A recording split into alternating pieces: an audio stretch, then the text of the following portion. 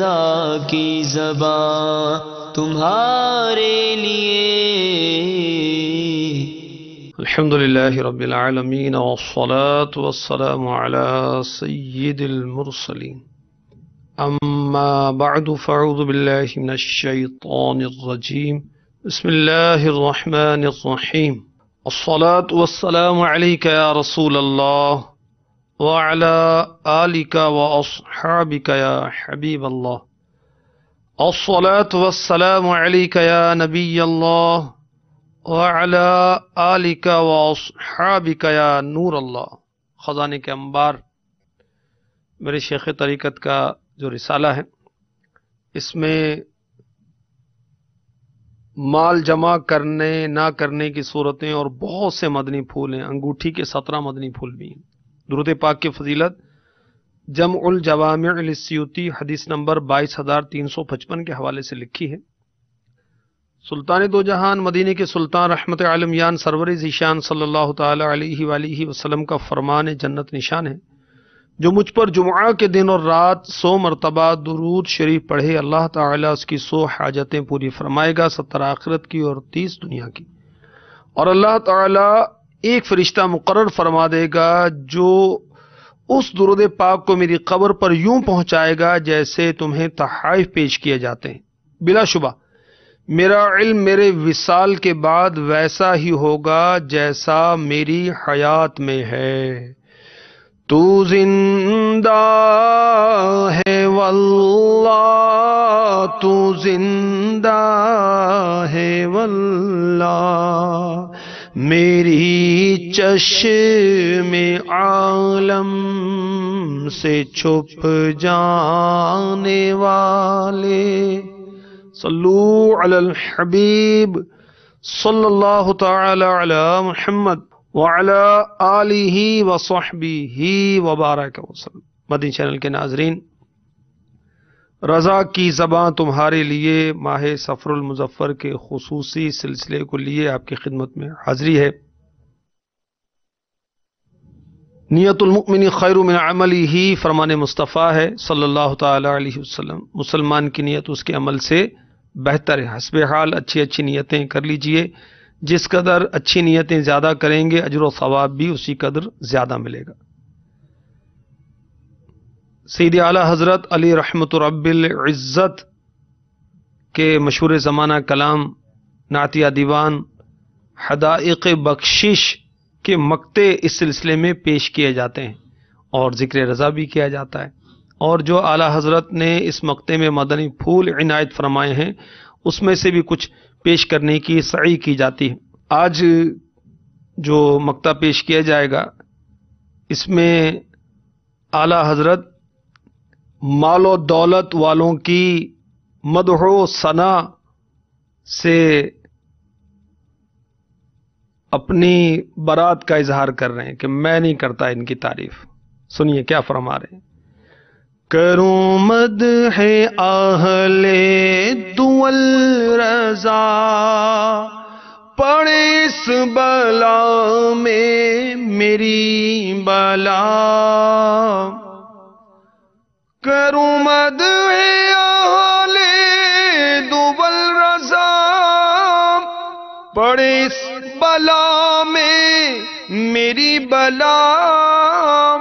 میں گدا ہوں اپنے کریم کا، میں گدا ہوں اپنے کریم کا. میرا دین پارائے نام نہیں. کروں مدح اہل دول رضا، میں مالداروں کی، سرمایہ داروں کی مدح کروں، تعریف کروں. اے رضا پڑے اس بلا میں میری بلا، میں گدا ہوں اپنے کریم کا. میں تو اپنے آقا صلی اللہ تعالی علیہ وسلم کا گدا ہوں، فقیر ہوں. میرا دین پارائے نہ نہیں، روٹی کا ٹکڑا میرا دین نہیں ہے. اللہ اکبر. اعلیٰ حضرت کی کیا شان ہے. تذکرہ امام احمد رضا یہ میرے شیخ طریقہ جو کہ عاشق اعلی حضرت ہیں اور جن کی برکت سے لاکھوں مسلمانوں کو اعلی حضرت کا تعارف ہوا ہے. کتنے مسلمان تھے؟ میں خود آپ کے سامنے حاضر ہوں. مجھے کنز الایمان کا معلوم نہیں تھا, ہدایت بخشش کا پتہ نہیں تھا, اعلی حضرت کا میں نے نام بھی نہیں سنا تھا. اور جب مدنی ماحول ملا, الحمدللہ اعلی حضرت کا نام بھی سنا, اعلی حضرت کی کتابیں بھی پڑھی, اعلی حضرت کا کلام بھی پڑھا. الحمدللہ اللہ کا کرم ہے. اب اعلی حضرت کا تعارف اور لوگوں کو بھی پیش کرتے ہیں. ہوا یوں, یعنی یہ کلام لکھنے کا سبب کیا ہوا کہ سید اعلی حضرت عظیم البرکت عظیم المرتبت مجدد دین و ملت پروانہ شمع رسالت عاشق ماہ نبوت کی بارگاہ میں کسی نے کہا کہ ریاست نان پارا کے نواب کی تعریف میں شعراء قصائد لکھتے ہیں, آپ بھی لکھیے. آپ نے اس نواب کا تو کیا قصیدہ لکھنا تھا, اپنے کریم کی شان میں کلام لکھا. وہ کمال حسن حضور ہے کہ گمان نقص جہاں نہیں, یہی پھول خار سے دور ہے, یہی شمع ہے کہ دھواں نہیں. شرح کلام رضا اس شعر کی شرح میرے آقا محبوب رب ذوالجلال صلی اللہ تعالی علیہ وآلہ وسلم کا حسن و جمال درجہ کمال تک پہنچا ہے. یعنی ہر طرح سے کامل و مکمل ہے, اس میں کوئی خامی ہونا تو دور کی بات ہے, خامی کا تصور تک نہیں ہو سکتا.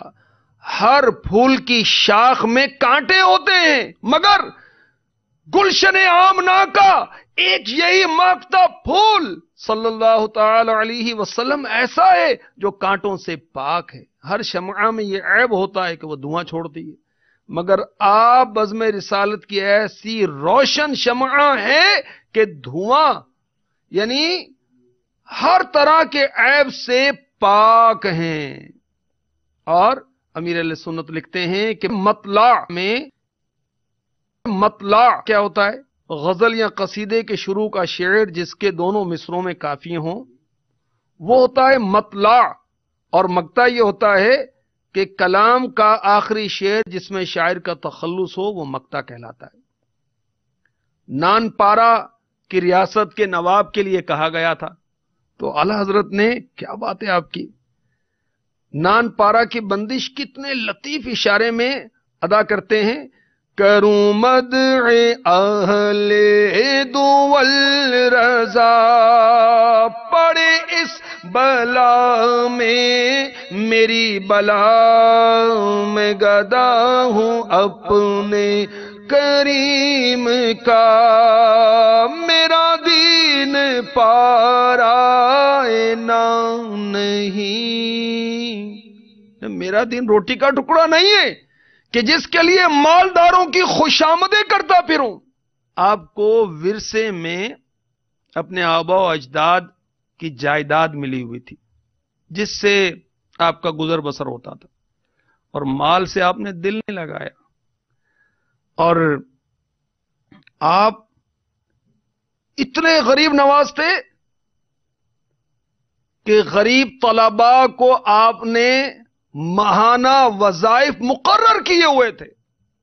اتنے غریب نواز تھے کہ آپ طلباء کی دعوت کیا کرتے تھے, ان کو کھانا کھلاتے تھے, غریبوں کی مدد کرتے تھے. اعلی حضرت کی کیا بات ہے. اور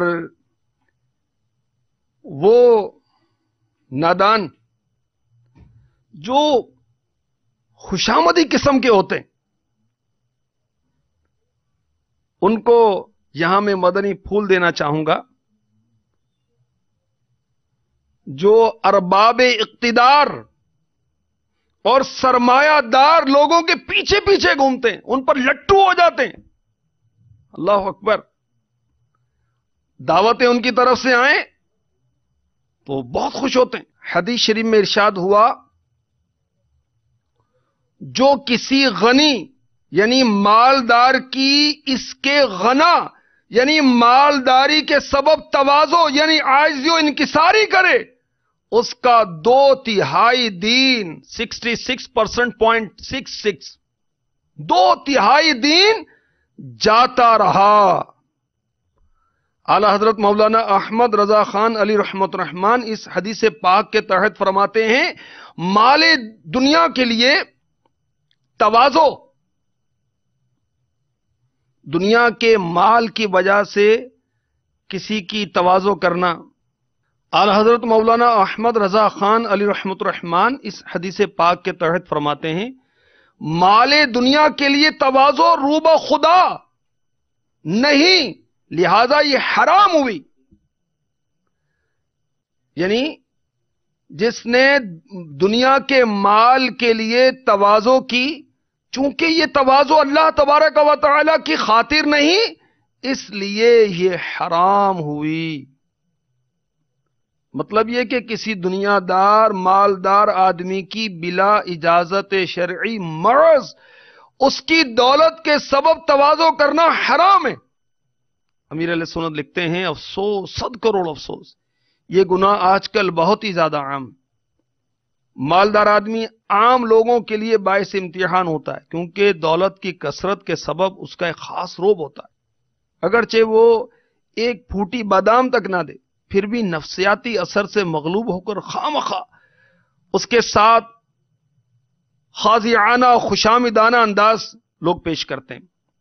سرکار اعلی حضرت کے والد گرامی رئیس المتکلمین حضرت علامہ مولانا نقی علی خان علی رحمت الرحمان نقل کرتے ہیں حدیث شریف میں آیا ہے مسلمان خوشامدی نہیں ہوتا، منہ پر کسی کے جھوٹی تعریف کرنا یہ خوشامد ہے۔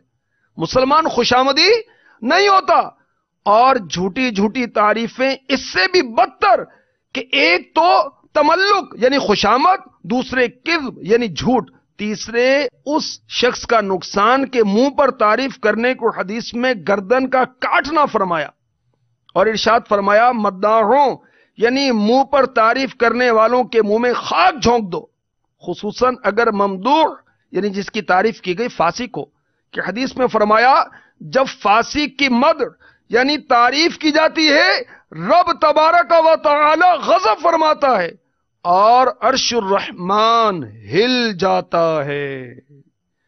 کروں مدح اہل دول رضا پڑے اس بلا میں میری بلا میں گدا ہوں اپنے کریم کا، میرا دین پارائے نام نہیں۔ اعلی حضرت نے کبھی بھی مال و دولت سے دل نہیں لگایا۔ جی ہاں، ملفوظات اعلی حضرت مکتبۃ المدینہ نے بڑی شان کے ساتھ شائع کی ہے، اور دیکھی اس میں اعلی حضرت فرماتے ہیں الحمدللہ کہ میں نے مال من حیث ہوا مال یعنی اس طور پہ کہ وہ مال ہے سے کبھی محبت نہ رکھی، صرف انفاقی فی سبیل اللہ یعنی راہ خدا میں خرچ کرنے کے لیے اس سے محبت ہے۔ اسی طرح اولاد من حیث ہوا اولاد کہ اس طور پر کہ وہ اولاد ہے سے محبت نہیں، صرف اس سبب سے کہ صلہ رحم عمل نیک ہے، اس کا سبب اولاد ہے، اور یہ میری اختیاری بات نہیں، میری طبیعت کا تقاضا ہے۔ اعلیٰ حضرت کی طبیعت ایسی تھی کہ مال سے محبت کس لیے کہ اللہ کی راہ میں خرچ کروں، اولاد سے محبت کس لیے کہ صلہ رحم کروں، اولاد سے رشتہ داروں سے خونی رشتہ داروں سے قریبی رشتہ داروں سے اچھا سلوک کرنا بہت نیک عمل ہے۔ تو اعلیٰ حضرت فرما رہے ہیں کہ اولاد سے محبت اس لیے کہ ان سے میں نیک عمل کروں، یہ میری طبیعت ہے۔ اعلیٰ حضرت کے صدقے میں کاش ہماری طبیعت بھی ٹھیک ہو جائے، اور ہم مال سے نہیں رب ذوالجلال سے، محبوب رب ذوالجلال سے عز و جل و صلی اللہ تعالی علیہ وسلم سے محبت کریں۔ جو مال سے محبت کرنے والا ہے وہ اچھا بندہ نہیں ہے، وہ برا بندہ ہے، برا بندہ۔ مالک دین و دنیا، شہنشاہ ہر دو سرا، غریبوں کے ملجا و ماوا، بے کسوں کے حاجت روا و مشکل کشا، میٹھے میٹھے مصطفیٰ صلی اللہ تعالی علیہ وسلم فرماتے ہیں برا بندہ وہ بندہ ہے جو غرور و تکبر کرے اور اونچی شان والے کو بھول جائے، برا بندہ وہ بندہ ہے جو ظلم و زیادتی کرے اور قہار اعلی جل جلالہ کو بھول جائے، برا بندہ وہ بندہ ہے جو دنیاوی کھیل کود میں لگ جائے، قبرستان اور اپنے گل جانے کو بھول جائے، وہ برا بندہ وہ بندہ ہے جو غرور کرے، حد سے بڑھ جائے، اپنی ابتدا و انتہا کو بھول جائے، برا بندہ وہ بندہ ہے جو دنیا کو دین سے دھوکہ دے، برا بندہ وہ بندہ ہے جو شبہات سے دین کو بگاڑ دے، برا بندہ وہ بندہ ہے جسے ہوس یعنی لالچ طمع لیے پھرے، برا بندہ وہ بندہ ہے جس سے نفسانی خواہشات ذلیل کر دیں۔ کاش مال کے جال سے، مال کے جنجال سے ہماری جان چھٹے۔ یہ رسالہ خزانے کے انبار پڑھیے، اگر مال کے جنجال سے، مال کے وبال سے اپنے آپ کو نکالنا ہے تو اس کے صفحہ نمبر 12 پر شیطان کا غلام کون؟ درہم و دینار کا بندہ؟ ذلیل و خوار کون؟ جو مال و دولت سے پیار کرتا ہے۔ تو مال و دولت کی تباہ کاریاں، مال کی دینی و دنیاوی آفات، دینی آفات، مال کا غلام ہلاک ہو، اس طرح کی باتیں لکھی ہوئی ہیں، یہ پڑھ لیجئے تاکہ اعلی حضرت کے صدقے ہمیں مال کے جنجال سے نجات مل جائے۔ کاش اللہ نصیب فرمائے اعلی حضرت کے صدقے میں ہم بھی اللہ اور اس کے رسول کے عز و جل و صلی اللہ تعالی علیہ وسلم سچے عاشق بن جائیں۔ آمین آمین بجاہ النبی الامین۔ فیض رضا جاری رہے گا انشاء اللہ، جاری رہے گا انشاء اللہ عز و جل۔ صبا وہ چلے کہ باغ پھلے، وہ پھول کھلے کہ دل ہو بھلے، لیوا کے تلے ثنا میں کھلے، لیوا کے تلے ثنا میں کھلے، رضا کی زباں تمہارے لیے۔ والدین اولاد کے لیے اور اولاد والدین کے لیے اللہ تعالیٰ کی بہت بڑی نعمت ہے، اور والدین کی خدمت دونوں جہانوں میں باعث سعادت ہے۔ والدین کی خدمت کرنے والوں کو نہ صرف آخرت میں بلکہ دنیا میں بھی عظیم الشان مقامات اور مرتبے دیے جانے کے واقعات ملتے ہیں۔ والدین کی فرما برداری اور خدمت گزاری کا صلہ ملنے کے حوالے سے ایک ایمان افروز واقعہ آئیے میں آپ کو سناتا ہوں۔ اللہ تبارک و تعالیٰ نے حضرت سیدنا سلیمان علیہ نبینا علیہ الصلوۃ والسلام کو وحی فرمائی کہ سمندر کے کنارے پر جاؤ اور ہماری قدرت کا نظارہ کرو۔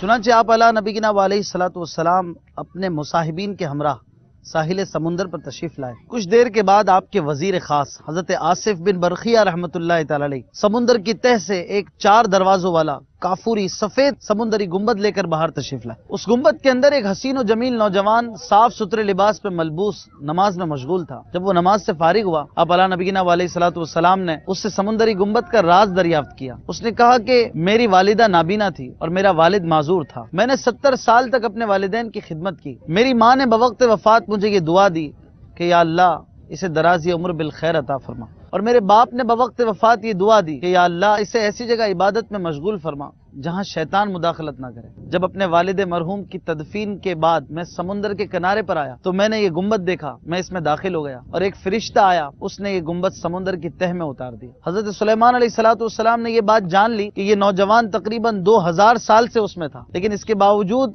وہ نوجوان نظر آ رہا تھا۔ اللہ عز و جل کی اس پر رحمت ہو اور اس کے صدقے ہماری مغفرت ہو۔ یہ واقعہ ہمارے شیخ طریقت امیر اہل سنت حضرت علامہ مولانا ابو بلال محمد الیاس ستار قادری دامت برکاتہم العالیہ کے مایہ ناز رسالے سمندری گنبد کے صفحہ نمبر 2 سے میں نے پڑھ کر سنایا ہے۔ آپ بھی والدین کی عظمتوں اور ان کی خدمت کی فضیلتوں کو پڑھنے اور اس حوالے سے ڈھیروں معلومات کو حاصل کرنے کے لیے اس رسالے کا ضرور مطالعہ فرمائیے، اپنے قریبی مکتبۃ المدینہ کی کسی بھی شاخ سے ہدیۃً حاصل فرمائیے۔ صلو علی الحبیب صلی اللہ تعالی علی محمد۔ مجھے اپنی اور ساری دنیا کے لوگوں کی اصلاح کی کوشش کرنی ہے۔